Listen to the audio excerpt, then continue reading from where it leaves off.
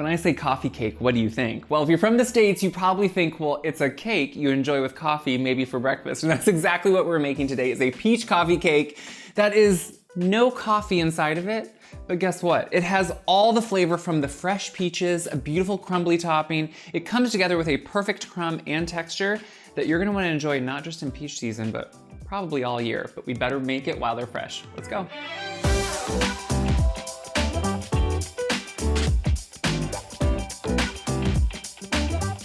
A coffee cake to me needs a really good crumb or crumble topping. We're doing almost a sugar cookie-like crumble topping, one without oats, because I think it works best to make sure the peaches shine through. So it's gonna start with flour. This is a really simple one, and what I like about it is it has a texture that is just so worthy of being excited about, and that's really what matters here. So I'm starting with just all the dry ingredients. We're gonna put them right in there. We're gonna make sure we add some sugar too, and we're just using granulated white sugar in this case. A lot of crumbles use brown sugar, but I don't want that extra moisture in here. We're gonna add a little bit of baking powder. It's just gonna help the texture. So it's just, again, to kind of give it a little bit of a lighter texture. We're gonna add some salt, of course, because you wanna make sure you have all that kind of flavor balanced out with the salt, and then we're just gonna stir it. The dry ingredients, the really important part is just to make sure they're somewhat evenly combined before we move on. And then we add melted butter, which I melted just on the stove, let it sit a little bit. We're gonna put it right in there. As opposed to cutting in cold butter, we're doing melted, and we're gonna add just a little bit of almond extract. Now you can go too much, but almond extract actually works really well with peaches, just a little bit. And it brings out the flavor. You know, the inside of a pit of a peach, inside of that pit is a little almond-like nut, pretty much, that in some areas is a delicacy and has that flavor. So it actually is something that does work well. So as I'm stirring this, you're gonna see it just starts clumping up. Really quickly, you can see it just starts hydrating the flour, which you can use your hands too, let's be honest, they're gonna work better because hands just do. But what you're doing is getting this great, simple crumble. And that's what I want. And as I start pulling it up and, making a fist, you can see it's holding together. That's what you want, irregular pieces, nothing perfect. And that's why I like melted butter. It makes this beautiful crumble that's just going to enhance this coffee cake even better. So I like to start with that, so it's just done, but then we can just set this aside until we're ready for it, which is gonna be at the end when we put it on top of everything. But we can talk about the peaches now, because you can see they're right here. They're in season. My thing is, yes, you can make something with a frozen peach, of course, and if you freeze fresh peaches when they're in season, pull those out, let them thaw, drain the excess liquid, use them.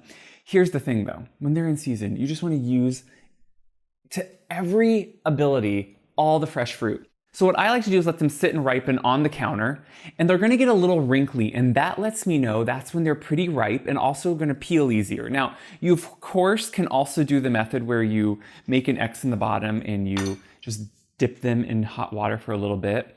Either way, whatever you're comfortable with is what's going to work best, but I just kind of like to wait. And then I just sit here and I just start peeling them. Now these were in the fridge because they were starting to wrinkle a little bit too much before I was gonna do this. But I'm just gonna peel them. Now you can leave the peel on too, but here's the thing. I am someone that usually always will leave the peel on everything. When it comes to peaches, I think in a baked good, the texture for me is better without them, so I peel them.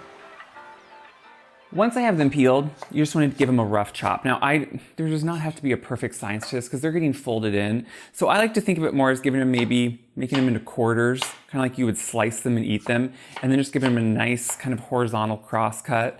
It's more about having them be even sized, because when they're folded into the batter, you want somewhat even sized peaches. So if you kind of cross them in about roughly the same kind of wedge, and then give them a nice chop. But when they're in season like this, they're gonna be so much more juicy. Their sugar content is gonna be at the highest amount. And then I just like to measure them out, make sure we're getting roughly the same amount. Now, each peach is gonna be a different size. So you always may wanna have one extra peach, or in this case, I always have a few peaches, because you never know. It usually only takes, 3, maybe 2 if they're really big. It just kind of depends. Sometimes you get those gigantic sized ones. So we have our peaches ready, and this just now makes it easy for us to move on to the batter. So a coffee cake should be simple, and this one is really simple.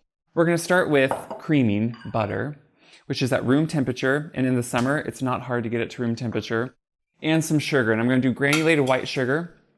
We're gonna pop it right in there. And we're gonna start it on low. I'm gonna use a hand mixer just to show how easy it is. But we want this to be well creamed, just like you would do in a stand mixer, which means it takes longer than you think. I always move the bowl around as I'm doing it just to make sure it's evenly. You can also scrape the sides of the bowl. This reminds me of like when I was with my grandma when she lived in this house. She had an older stand mixer and it would turn the bowl. Have any of you had those instead of actually oscillating inside the bowl? So this reminds me of the same thing. So we're gonna add eggs one at a time. I just like to mix them in between. This just makes sure they mix in more evenly. So just turn on the stand mixer or hand mixer. You can do this by hand too, it just takes a little bit longer. You can see it's starting to get nice and light. That color should get lighter as we're going, and we're gonna add in our vanilla. Now, I make homemade vanilla. You know how easy it is. I have the process, I really call it a process instead of a recipe, on my website. You can use as much as you want when you do homemade. And this is going to be the final kind of wet ingredient before we add the dry. At this point, I always do scrape down the sides of the bowl. Even if you're doing it in a stand mixer or anything, you just wanna make sure everything is incorporating evenly. You're not getting pockets of any one thing, because each of these steps is important. When you cream the butter and the sugar, you're actually aerating it. So you're making sure that the texture is gonna be right and the crumb in the end will be good. Each of these components is important. So we're gonna add in the flour. Always, if you're doing the old American method like I am here, where you're scooping your flour, scoop it into something else like this, overfill, swipe it off. That's what's gonna help you get more of an even and accurate measurement than, as opposed to which Wayne would give you a for sure accurate measurement. But if you're like me, you grew up this way. So we're gonna add in our flour. We're gonna add in some baking powder. Again, this is gonna give it lift. This is gonna give it the right texture. The eggs and the baking powder both give it that lift that we need. We're gonna add in some salt. You know you need salt in a baking, like any baked item, to make sure it's gonna have all the balance of flavor. We're gonna add in ground cinnamon. I think when it's working with peaches, there's nothing like some ground cinnamon to bring it out. And then of course, we're going to just stir this together. Now, I like to still use my hand mixer to bring it all together. We do it slow at first just to make sure it's incorporated. Now, you don't need to over mix in this case because we're gonna fold in the peaches here right at the end. While this is mixing, kind of just as a final way to not over mix it, I always save my sour cream. You can also use Greek yogurt, full fat, whichever one you have. And I add this in right at this point because I don't wanna over mix the flour mixture. That can make it tough. And we all know no one is gonna like a tough cake. The texture is super important here. So I'm gonna add that in and continue mixing. I'm always gonna clean off my beaters because why would we waste any of that goodness? You can, like sometimes I pull them up and try to go fast and get them off, but this is a shallow bowl and that'll make a mess. So we're gonna put them right in there. And then we're gonna now fold in the peaches. So peaches are soft. When they're in season like this, they're gonna be very ripe. So I like to just fold them in at the end, put them all in there, and you can see already, this is going to be chocked full of peaches, which is what we want. Now, it's a thick batter, but don't let that scare you. Some of the peaches will exude a little bit extra liquid, and so you wanna make sure it's counteracted with that batter. But as you fold, do you see how beautiful that is? You're getting all of that peach goodness in there. We already know it's gonna have all the flavor and moisture from that sour cream, from everything we're putting in there, but look how perfect that looks. Now behind me, I have my baking pan ready to go. It's just a regular baking dish, 9x9.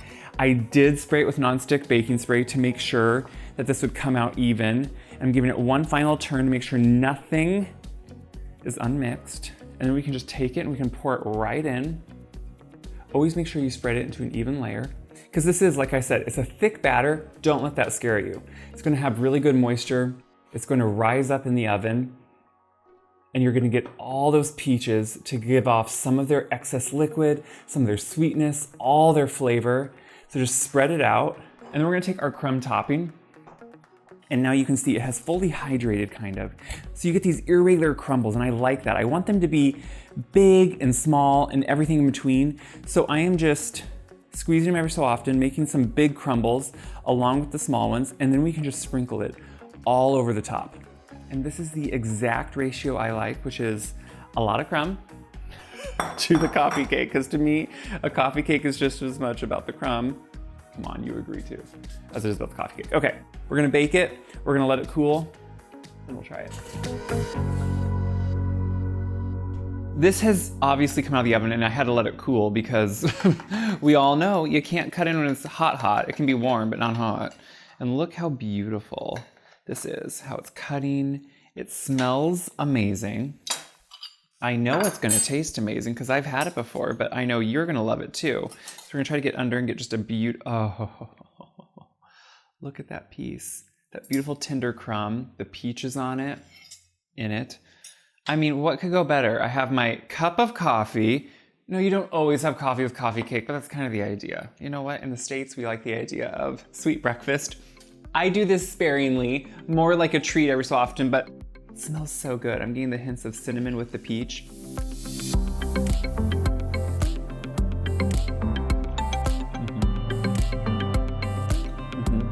This is everything you want in a coffee cake. You get a little bit of the warmth from the cinnamon, and it's still a little bit warm from the oven, which is wonderful too. A beautiful crumb that has just the right amount of moisture. The texture is almost melt in your mouth. The peaches lend even more moisture, but they're flavored too. And that slightly crispy, but beautifully crumbly topping. Friends, this is a way to enjoy peach season. If you thought you were gonna run out of ways, and you probably weren't, this is one more to add, and I think you're gonna absolutely love it because it is so simple. That's the whole point of these recipes.